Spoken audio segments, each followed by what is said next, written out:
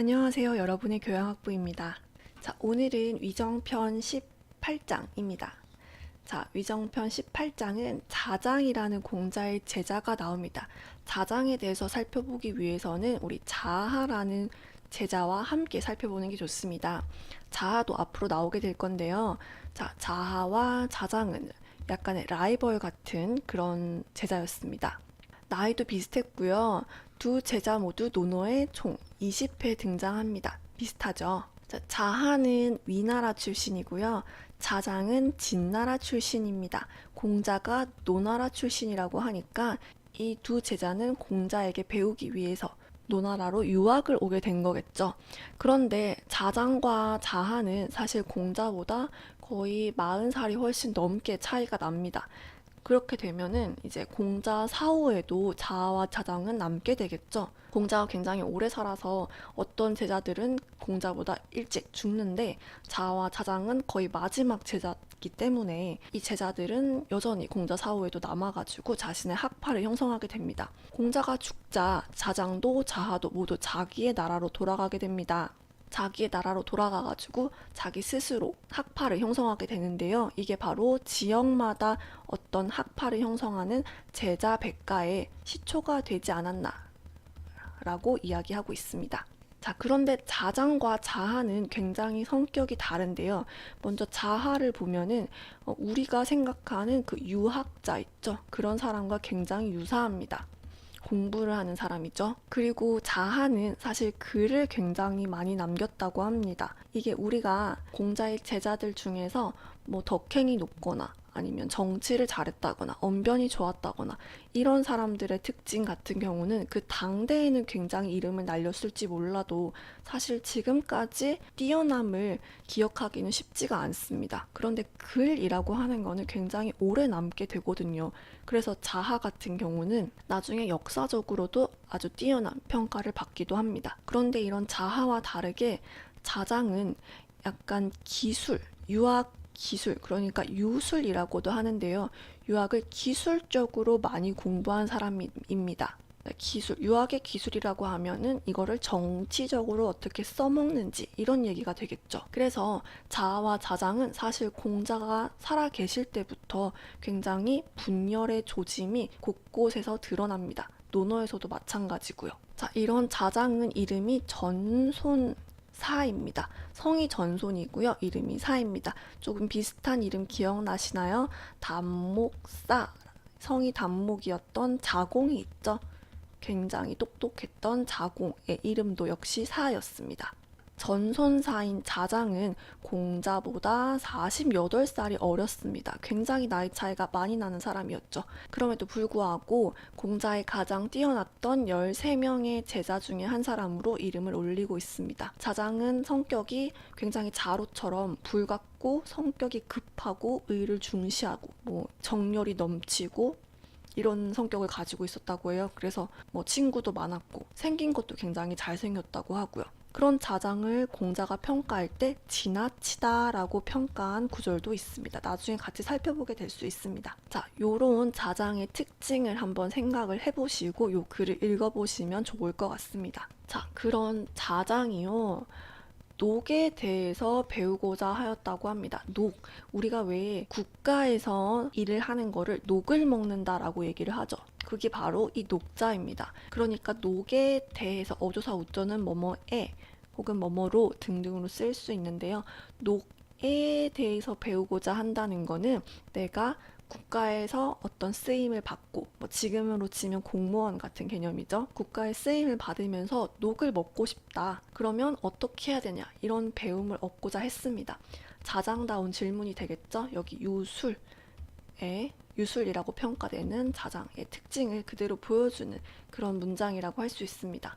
자, 그렇게 얘기하니까 공자께서 말씀하시기를 사실 공자도 젊은 시절에는 굉장히 제자들에게 화도 많이 내고 그러니까 이런 이미지가 있는데 나이가 들면 들수록 그러니까 공자 중년 이후에 만난 제자들에게는 굉장히 부드럽게 각각 제자들에게 설명을 예시를 들어가면서 굉장히 잘 해주고 있어요. 아마 공자도 조금씩 제자를 대하는 그런 자세가 조금 변했다고 평가를 할 수가 있겠죠.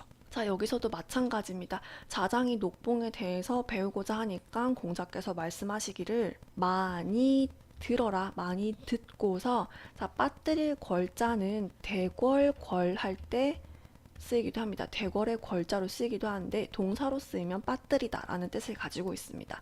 자, 빠뜨려라. 무엇을? 의심나는 것은 빠뜨려라. 많이 듣고서 의심나는 것은 빠뜨리고, 그리고 그 남은 것, 그 나머지를 목적어고요. 삼가 말하면, 말씀 원자 동사로 쓰였습니다.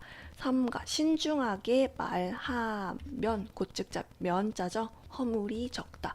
자, 이 우자는 부사로 쓰이면 더욱이란 뜻도 가지고 있습니다. 그런데 명사로 쓰였거든요. 명사는 허물이란 뜻을 가지고 있습니다. 그렇게 하면 허물은 적다. 자, 그리고 비슷한 구문이죠. 많이 보고서 위태로운 것을 빠뜨리고 그 나머지를 삼가 행하면, 이런 뜻이 되겠죠. 그 나머지를 삼가 행하면 뉘우침이 적다 라는 뜻이 됩니다. 이 앞에 두 구절을 정리하고 있습니다. 말에 허물이 적고 행동함에 뉘우침이 적으면 녹은, 녹봉은 있다. 어디에? 그 가운데에 있다. 자, 그 가운데에 녹이 있다고 한다는 거는 이렇게 하면 녹을 얻을 수 있다. 녹을 먹을 수 있다. 이런 얘기를 하게 되는 거죠. 자, 다시 한번 보면서 의미 파악 한번 해볼게요. 자장이, 정치에 굉장히 관심이 많았던 자장이 녹에 대해서 배우고자 했습니다. 그러니까 공자께서 말씀하시기를, 자, 많이 듣고서 의심나는 것은 빠뜨리고, 그리고 그 남은 것, 그러니까 내가 이만큼 들었는데 그 중에 의심나는 거 요만큼 있었어요. 그럼 요거는 빠뜨리고 그 남은 요거를 삼가 말하면 허물이 적다가 되겠죠. 그 다음에 많이 보고서 위태로운 건 빠뜨리고 그 남은 것, 내가 이만큼 봤는데 위태로운 게 요만큼 있었어요. 이거 빼고 남은 것, 그것만 삼가 행한다면 요 면자 되고요. 뉘우침이 적다가 되겠죠. 그래서 말에 허물이 적고 행동에 뉘우침이 적으면 두 구절을 정리한 겁니다. 그러면 녹봉은 있다. 그 가운데에 있을 것이다. 어조사 의자 종결사죠. 자, 그럼 여러분도 이렇게 생각하시나요? 말에 허물이 적고 행동에 뉘우침이 적으면 우리가 정말 취업이 되거나 아니면 공무원이 될 수 있을까요? 물론 모든 사회에 적용하기는 굉장히 힘든 문장이 될 수도 있지만 대체적으로 그런 사회였을까요? 자, 사실 이 질문에 대한 답은 각 모든 사람의 가치관과 연결이 되어 있다고 생각합니다. 어떤 시절에는 신분에 대한 굴레로 굉장히 꽉 막힌 그런 시절도 있었고요. 어떤 시절에는 이 신분이 반란이나 이런 것들로 인해서 바뀌기도 하는 그런 시절도 있었고요. 또 지금은 정말 가장 최근이죠. 가장 최근에는 대통령이나 기업 회장처럼 굉장히 높은 사람들도 자신의 잘못으로 인해서 내려올 수 있는 그런 사회가 되기도 했습니다. 자, 이런 걸 보게 되면 사실 사회 구조라는 건 시대에 따라 변하긴 하는데 공자가 얘기했던 이런 녹봉을 받는 방법이 과연 가능한 것일까요? 한번 곰곰이 생각해 보시기 바랍니다. 자, 다음으로 볼게요. 19장입니다. 이번에는 애공이 등장하네요. 자, 공자는 노나라 사람이라고 했었죠. 당시에 군주, 그러니까 각 나라의 군주, 왕은 공이라고 했습니다. 공. 그 중에서도 애공은요, 공자가 천하주유를 하기 직전에 왕이 됩니다. 그러니까 중년 조금 지나서 그때쯤 노나라의 왕을 하고 있던 사람이 애공이라고 했죠. 자, 그런데 노나라의 당시 정치는 삼환이라는 세 가문에 의해서 휘둘리고 있었다고 했습니다. 자, 그 중에서도 가장 힘이 셌던 계시 가문에 공자의 제자들이 굉장히 많은 일을 도와주고 있었습니다. 자, 계시를 위해서 일하고 있었는데 사실 공자는 정치적으로는 애공을 지지하는 쪽이었습니다. 하지만 그의 제자들이 개씨를 도와준다고 해서, 개씨 밑에서 일한다고 해서 그것을 말리지는 않았습니다. 그래서 공자 제자들 중에서 개씨 밑에서 일하는 사람들이 굉장히 많았고요. 어쨌든 공자는 애공의 편이었다라고 생각을 하시면 됩니다. 그런데 왕은 왕이었지만 실제로 권력은 하나도 가지지 못한 왕이었습니다. 하지만 공자님은 굉장히 얘를 중시한 사람이었죠. 그래서 비록 힘이 없는 군자라고 할지라도 굉장히 깍듯하게 대했을 겁니다. 심지어 공자는 녹을 먹는 관리의 신분도 아니었기 때문에 오히려 더 애공에게 예를 다하는 자세를 보이게 되겠죠. 그래서 지금 이 문장은 사실 뭐 애공이 물었고 공자가 대답했고 이런 내용이 나오지만, 정말 공자가 이렇게 애공을 만났고 애공이 이렇게 물었다고 한다면 공자는 굉장히 머리를 조아리면서 얘를 깍듯하게 차리면서 얘기를 했을 것이라 생각이 됩니다. 그러면 내용을 또 보도록 하겠습니다. 애공이 물으면서 말씀하시기를, 애공께서 물으면서 말씀하시기를, 자, 어찌하, 어찌란 뜻이고 할 위자, 하다란 뜻이죠. 곧 즉자, 뭐뭐 하면이란 뜻입니다. 어찌하면, 그대로 해석하면 이렇게 되겠네요. 어찌하면, 어떻게 하면 백성들이 복종합니까? 라고 물었습니다. 그러니까 공자께서 대답을 하시면서 말씀하시기를, 들 거자는 등용하다고 쓰인다고 했습니다. 등용하다라고. 자, 등용합니다. 누구를? 고든 사람을 등용합니다. 그렇게 해서 굽은 사람에게, 자, 요 어조사 저자는요 모두 제자이기도 합니다. 그런데 두 개의 발음이 다르죠. 여기서는 어조사로 쓰였습니다. 어조사로 쓰이면 뭐뭐에게 뭐 등등 굉장히 많은 뜻을 가질 수 있습니다. 여기에서는 에게란 뜻으로 쓰였는데, 굽은 사람에게 섞이게 하면 이런 뜻이 됩니다. 섞이게 하면 뒤에 곧 즉자가 따라 나오거든요.